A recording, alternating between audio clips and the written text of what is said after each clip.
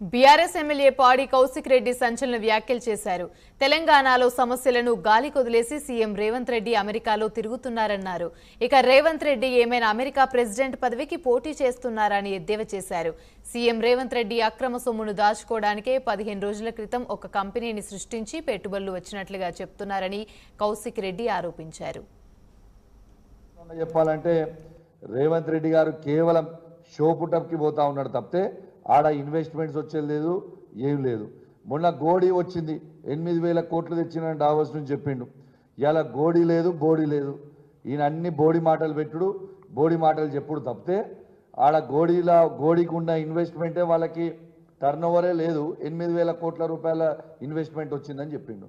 ఇది స్వయంగా మా మాజీ మంత్రివర్యులు కేటీఆర్ గారే చెప్పారు అసెంబ్లీలో. అసలు గోడీ అనే దానికి టర్న్ ఓవరే లేదు, 8,000 కోట్ల ఇన్వెస్ట్మెంట్ వచ్చిందని ఎట్లా వచ్చిందని చెప్పండి అని చెప్పిండు. అంటే రేవంత్ రెడ్డి గారు చేసే పనులేంది? గోడీ వచ్చిందని చెప్పుడు, అన్ని బోడీ మాటలు చెప్పుడు. నంబర్ 1.